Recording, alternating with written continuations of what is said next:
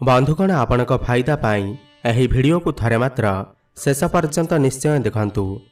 आज भिडियो रे आमे जानिबा अक्षय तृतीयार विशेष महत्व विषय एवं अक्षय तृतीया दिन केउ कार्य कले आपनकु माँ लक्ष्मी आशीर्वाद सदा सर्वदा प्राप्ति होइथाए।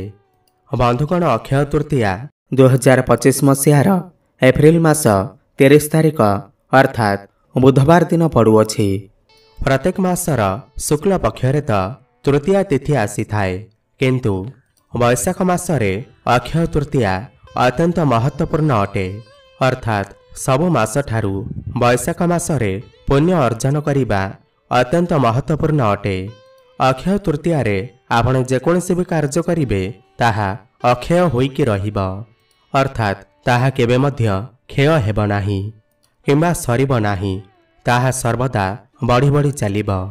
बंधुगण अक्षय तृतीयार विशेष महत्व को टिके संक्षेप रे बुझीजिबा, तापर आमे जानिबा जे अक्षय तृतीया दिन केउ जिनिस आमे घर को आनिले एवं अक्षय तृतीया दिन केउ काम कले आपण माँ लक्ष्मीकर विशेष कृपा प्राप्ति करि परिबे। आपणकर धर्म हेबा सहित भगवानकर कृपा मध्य आपण प्राप्ति करिवे, ता सहित लक्ष्मी नारायणकर कृपा मध्य आपण प्राप्ति करि परिबे। तेबे आपण मानकु गोटिए अनुरोध, जदि आपण माने आपणकर घर उपरे लक्ष्मी नारायणकर कृपा बर्षेइबाकु चाहुचंती, आपण चाहुचंती कि माँ लक्ष्मी एवं भगवान विष्णु सदा सर्वदा आपणकर घरे वास करंतु, आपण किछि धर्म अर्जन करंतु, तेबे एही भिडियोटी को निहाती भावरे शेष पर्यंत देखंतु एवं भिडियोटी को लाइक करी कमेंट बॉक्स रे जय माँ लक्ष्मी जय श्री विष्णु अवश्य लिखि दियंतु। बंधुगण आपण माने कोन जानिछंती कि अक्षय तृतीया रे आपण समस्ते धन अर्थ काम मोक्ष एही चारोटी जिनिस आपण माने पुणी गोटिए दिन रे पाई परिबे। एही दिनर गोटे विशेष महत्व रही अछि। एही दिन जदि आपण गोटे ग्लास पानी मध्य गरीब हुअन्तु किंबा रास्ता रे जाउथिबा कोनोसी बाटोई हुअन्तु, जदि एही दिन तांकु आपण गोटे ग्लास पानी देइछंती, तेबे भगवान आपणकर केते जे पापकु नष्ट करिदेबे आपण कल्पना मध्य करि नथिबे। बंधुगण समस्ते तो टंका पैसा पछरे धाई थांती, किंतु अक्षय तृतीया दिन आपण केउ कार्य कले आपण माँ लक्ष्मी को स्थायी रूप रे पाई परिबे। बंधुगण जदि आपणकर पापर भार कमी नथिबा, जदि आपणकर पाप क्षय हेबो नाही, तेबे आपण किपरि माँ लक्ष्मीकर आशीर्वाद प्राप्ति करि परिबे। जदि आपणकर घरु अलक्ष्मी दूर न हेबे, तेबे किपरि आपण माँ लक्ष्मी को अक्षय तृतीया दिन आपणकर घर को आनी पारिबे। तेबे दर्शक बंधु प्रथमे आपण एहा बुझिबा पई चेष्टा करंतु कि आपण किपरि धर्म पथरे चलिबे। अक्षय तृतीया दिन केउ कार्य कले भगवानकर कृपा दृष्टि प्राप्ति करि परिबे एवं आपणकर पापर नष्ट हेबो। पाप नष्ट हेले जाई तुम घरर आर्थिक स्थिति मजबूत हेबो, परिवारर समस्त सदस्य मानकर मंगल हेबो। प्रथमे धर्म कार्य रे निजको नियोजित करंतु। अक्षय तृतीया दिन कौन करिवे? अक्षय तृतीया दिन माँ लक्ष्मी नारायणकर विशेष महत्व रही अछि।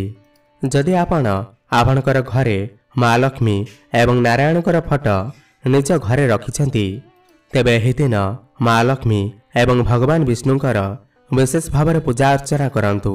एवं जदि आपणकर घरे शालग्राम रखिछंती, तेबे एही दिन शालग्राम को विशेष भाव पूजा करी निजर शक्ति मुताबक किछि घरे प्रसाद प्रस्तुत करी भोजन लगाई दियंतु। बंधुगण एही दिन आपण जदि गोटिए थर राम नाम जप करिदेबे, तेबे एहा आपणकर समस्त पाप को नष्ट करिदेब। बंधुगण एही दिनर महत्व को आपण माने बुझिबाकु चेष्टा करंतु। अक्षय तृतीया काहेकि नाम दिया जाइथिला अक्षय तृतीया, अर्थात एही दिन आपण जाहा भी करिवे एहा केबे मध्य क्षय हेबो नाही, सदा सर्वदा अक्षय होइकी रहिबो। तेणु एही दिनरे जदि आपण पारुछंती निजर सामर्थ्य अनुसारे किछि गरीब लोकमानंकु दान करंतु। जणातरे हेउ किंबा अजाणतरे हेउ मनुष्य द्वारा तो केते सब भूल होई जाई थाए, तेणु जदि आपण एही नियम को मानि नेबे आपणकर घरर प्रत्येक सदस्य हाथरू किछि चाउल को छुआई किंबा किछि डाली किंबा किछि परिबा समस्त सदस्यंकर हाथरू छुआईकी गोटे ब्राह्मण को दान दे दियंतु। जदि आपणकर पाखरे 50 टंकार भी क्षमता अछि तेबे आपण 50 टंका मध्य दान करि पारंती, जल मध्य दान करि पारंती, अन्न दान करि पारंती, गोमाता को रोटी मध्य खुआई पारंती। आपण चाहिए आपणकर दांडरे जाउथिबा बाटोई मानक पई आपणकर दांडरे गोटिए पानीर माठिया मध्य रखि पारिबे। आपण जदि पारुछंती एही दिन भोकिला मानकु निजर सामर्थ्य अनुसार किछि ना किछि खाइबाको निश्चय दियंतु। एही दिन करिथिबा पुण्य केबे मध्य क्षय होई न थाए। तेणु करी जदि आपण पारुछंती प्रथमे धर्म अर्जन करिबा सिखंतु, निजर मन को सफा रखंतु एवं एही दिन धरित्री मातांकु गोटिए गछ दान करंतु। आखपाखरे किमा निज बाड़ी थिबा गछलतांकु बहुत सेवा करंतु एवं वैशाख मासर प्रचंड रुद्र तापरु रक्षा पाइबा पाई जल दान दियंतु। जल दान ठारु बड़ दान एही दुनिया रे आउ किछि भी नाही। एवं जेउ लोक माने एही भिडियोटी को देखुछंती जदि आपणकु भगवान सेतिकी शक्ति देइछंती जे आपणकर पाखरे माँ लक्ष्मीकर सेतिकी कृपा अछि, तेबे निजर शक्ति मुताबक एही दिन रे अन्य मानकु किछि ना किछि दान दियंतु। आपणकर एवं आपणकर परिवारर थिबा छोटिया मोटिया भूल को मध्य भगवान क्षमा करिदेबे। बंधुगण 86 लाख जोनि परे आमे एही मनीष जन्म पाई अच्छे, आज अच्छे काली के नथिबा। तेबे जदि आमे जानिले कि गोटे दिन रे आमे धर्म अर्जन करि पारिबा, समस्त पाप को नष्ट करि पारिबा केवल दान करिबा द्वारा, तेबे आमे काहेकि करिबा नाही। तेबे आपण निजर सामर्थ्य अनुसार एही दिन निश्चय दान करंतु। एबे जानिबा आपण एही दिन माँ लक्ष्मीकर पूजा किपरि कले आपण सदा सर्वदा माँ लक्ष्मीकर कृपा पाई पारिबे। बंधुगण माँ लक्ष्मीकर आशीर्वाद आपण सेतेबेले प्राप्ति करि पारिबे जेतेबेले आपण नारायणकर सेवा करिबे।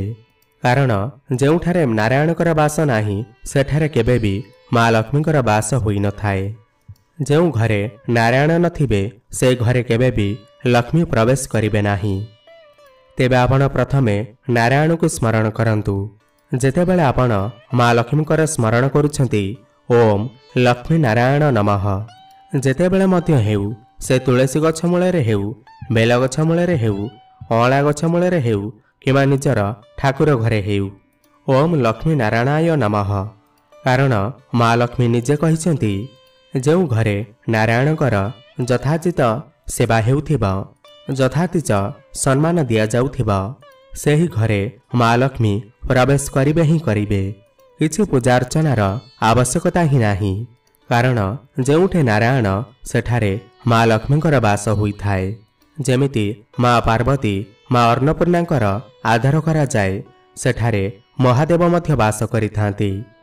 तेबे एही दिन रे जदि आपणकर शक्ति अछि, तेबे आपण एही दिन निश्चिंत आपणकर घर को किछि सुना पितल नहीं आसंतु एवं ताहाकु माँ लक्ष्मीक स्थान रे रखी पूजा करंतु। जदि आपणकर पाखरे सुना रूपा आनिबार क्षमता नाही, तेबे आपण एही दिन चाउल डाली एवं चीनी गहम जहाँकि धला रंगर होइथिबा, आपण जदि एही दिन एतिकी परिमाण रे एही सब जिनिस आनिबे जेमिति वर्ष सारा एहा सब सरिब नाही। जदि आपण एपरि कार्य करि पारिबे, तेबे आपणकर घरे माँ अन्नपूर्णा आपणकर घरे सदा सर्वदा वास करिबे। केबे मध्य आपणकर घरे धन अर्णर अभाव रहिब नाही। तृतीय उपाय, बंधुगण आपण माने कोन सुनिछंती एक आखि थिबा नडिया एहाकु अत्यंत दुर्लभ माना जाई थाए। बंधुगण एहा हेउछि माँ लक्ष्मीकर आउ गोटे स्वरूप। जदि आपण एही दिन रे गोटे एक आखि थिबा नडिया को पाउछंती, तेबे एहाकु आनी निजर ठाकुर घरे गोटे नाली रंगर कपड़ारे गुड़ाई ठाकुर घरे सदा सर्वदा माँ लक्ष्मीकर स्वरूप बोली भावी पूजा अर्चना करती। जेउ घरे नड़िया को नाली कपड़ारे गुड़ाई यथाचित सम्मानर सहित पूजा करा जाई थाए, सेही घरे केबे भी धन अर्णर कमी होई न थाए। ସେହି ଘରେ ସର୍ବଦା ମା ଲକ୍ଷ୍ମୀଙ୍କର ବାସ ହୋଇଥାଏ। ଏହି ଦିନ ପ୍ରତ୍ୟେକ କାର୍ଯ୍ୟ ଆରମ୍ଭ କରାଯାଇଥାଏ, ଯେପରିକି ଭୂମି ପୂଜନ, ଘର ପ୍ରତିଷ୍ଠା, ଗୃହ ପ୍ରବେଶ। ଏହି ସମସ୍ତ କାର୍ଯ୍ୟ ଏହି ଅକ୍ଷୟ ତୃତୀୟା ଦିନ ଆରମ୍ଭ କରାଯାଇଥାଏ। କାହିଁକିନା ଅକ୍ଷୟ ତୃତୀୟା ଦିନ ବୈଶାଖ ମାସ ମଧ୍ୟ ପଡ଼ୁଅଛି, ଶୁକ୍ଳ ପକ୍ଷ ମଧ୍ୟ ପଡ଼ୁଅଛି। ଏହି ଦିନର ଏତେ ମହତ୍ଵ କି ପ୍ରତ୍ୟେକ ଦେବୀ ଦେବତା ମଧ୍ୟ ଏହି ଦିନରେ ପ୍ରତ୍ୟେକ ମନୁଷ୍ୟଙ୍କ ଦ୍ୱାରା କରାଯାଉଥିବା ପ୍ରତ୍ୟେକ କର୍ମକୁ ସେମାନେ ଯଥାଚିତ ସମ୍ମାନ ଦିଅନ୍ତି ଏବଂ ଆଶୀର୍ବାଦ ପ୍ରଦାନ କରିଥାନ୍ତି। ଯିଏ ଯେପରି କର୍ମ କରିଥାନ୍ତି ତାକୁ ସେପରି ଫଳ ମିଳିବ। ତେବେ ଆପଣ ଏହି ଦିନ କିଛି ନା କିଛି ଭଲ କର୍ମ କରିବା ପାଇଁ ଚେଷ୍ଟା କରନ୍ତୁ, ଦାନ କରନ୍ତୁ। ବନ୍ଧୁଗଣ, ଏବେ ମୁଁ ଆପଣଙ୍କୁ ଆଉ ଗୋଟିଏ ଉପାୟ କହିବି, ଯାହାକି ସରଳ ଅଟେ। ବନ୍ଧୁଗଣ, ଏହି ଦିନ ଶୁକ୍ରବାର ଦିନ ପଡ଼ୁଅଛି, ଯାହାକି ମା ଲକ୍ଷ୍ମୀଙ୍କର ଅତ୍ୟନ୍ତ ପ୍ରିୟ ଅଟେ। ଏହି ଦିନରେ ଆପଣ କ୍ଷୀରି ପ୍ରସ୍ତୁତ କରନ୍ତୁ ଏବଂ ଯେଉଁ କ୍ଷୀରିରେ ଲୁଣ ପଡ଼ିବନି, ଏହି କ୍ଷୀରିକୁ ପ୍ରସ୍ତୁତ କରି ମା ଲକ୍ଷ୍ମୀ ନାରାୟଣଙ୍କ ପାଖରେ ପୂଜା କରନ୍ତୁ ଏବଂ ମା ଲକ୍ଷ୍ମୀଙ୍କୁ ହଳଦିଆ ବସ୍ତ୍ର ପରିଧାନ କରନ୍ତୁ। ତାପରେ ମା ଲକ୍ଷ୍ମୀଙ୍କୁ ହଳଦୀ ପାଣିରେ ଗାଧୋଇ ମଧ୍ୟ ଦେବେ। ଗାଧୋଇ ଦେଲା ପରେ ମାଙ୍କୁ କ୍ଷୀରି ଭୋଗ ଲଗାନ୍ତୁ ଏବଂ ଏହାପରେ ସେହି କ୍ଷୀରିକୁ ପରିବାରର ସମସ୍ତ ସଦସ୍ୟମାନେ ଗ୍ରହଣ କରନ୍ତୁ। ଏପରି କରିବା ଦ୍ୱାରା ଆପଣଙ୍କର ଘରେ ମା ଲକ୍ଷ୍ମୀଙ୍କର ବାସ ସୁନିଶ୍ଚିତ ହୋଇଥାଏ। ବନ୍ଧୁଗଣ, କେବଳ ଅକ୍ଷୟ ତୃତୀୟା ଦିନ ନାହିଁ, ଯଦି ଆପଣ ପ୍ରତ୍ୟେକ ଶୁକ୍ରବାର ଦିନ କ୍ଷୀରି ପ୍ରସ୍ତୁତ କରି ମା ଲକ୍ଷ୍ମୀଙ୍କର ପୂଜା କରିବେ, ଧଳା ପୁଷ୍ପ, ହଳଦିଆ ପୁଷ୍ପ, ହଳଦିଆ ବସ୍ତ୍ର, ତା ସହିତ ଶ୍ରୀ ସୂକ୍ତମର ପାଠ କରିବେ, କନକଧାରା ସ୍ତୋତ୍ରର ପାଠ କରିବେ, ତେବେ ଆପଣଙ୍କର ଘରେ ସ୍ଥାୟୀ ଲକ୍ଷ୍ମୀଙ୍କର ବାସ ହୋଇଥାଏ। ଏବେ ଜାଣିବା ଆଉ ଗୋଟିଏ ଉପାୟ ବିଷୟରେ।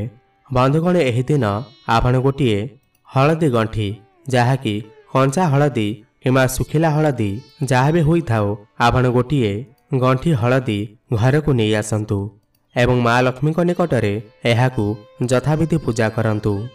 ତାପରେ ଆପଣ ଏହି ହଳଦୀକୁ ପ୍ରତିଦିନ ଅର୍ଥାତ୍ ବର୍ଷ ସାରା ପ୍ରତିଦିନ ଏହି ହଳଦୀରୁ କିଛି କିଛି ଘୋରି ଜଳରେ ମିଶାନ୍ତୁ ଏବଂ ସେହି ଜଳକୁ ସମ୍ପୂର୍ଣ୍ଣ ଘରେ ସିଞ୍ଚନ କରନ୍ତୁ। ଏପରି କରିବା ଦ୍ୱାରା ଆପଣଙ୍କର ଘରେ ଯଦି ସଦସ୍ୟମାନଙ୍କ ମଧ୍ୟରେ ଯଦି କଳି ଝଗଡ଼ା ହେଉଥାଏ, ମନ ମନାନ୍ତର ରହୁଥାଏ, ତେବେ ତାହା ଧୀରେ ଧୀରେ କମିଯିବ। ମନେ ରଖିବେ, ଯେଉଁ ଘରେ କଳି ଝଗଡ଼ା କିମ୍ବା ଅଶାନ୍ତି ଲାଗି ରହୁଥାଏ, ସେହି ଘରେ ମା ଲକ୍ଷ୍ମୀ କେବେ ବି ବାସ କରିନଥାନ୍ତି, କାରଣ ମା ଲକ୍ଷ୍ମୀ ଶାନ୍ତି ପ୍ରିୟ ହୋଇଥାନ୍ତି। ଯେଉଁ ଘରର ସଦସ୍ୟମାନଙ୍କ ମଧ୍ୟରେ ଭଲ ପାଇବା ଏବଂ ଶାନ୍ତି ରହିଥାଏ, ସେହିଠାରେ ହିଁ ମା ଲକ୍ଷ୍ମୀଙ୍କର ବାସ ହୋଇଥାଏ। ତେଣୁ ଆପଣ ପ୍ରତ୍ୟେକ ଦିନ ଏହି ହଳଦୀରୁ କିଛି ଘୋରି ଜଳରେ ମିଶାଇ ସେହି ଜଳକୁ ସମ୍ପୂର୍ଣ୍ଣ ଘରେ ସିଞ୍ଚନ କରନ୍ତୁ। ଏପରି କରିବା ଦ୍ୱାରା ଆପଣଙ୍କର ଗୃହ ଉପରେ ମା ଲକ୍ଷ୍ମୀଙ୍କର କୃପା ସର୍ବଦା ରହିଥାଏ।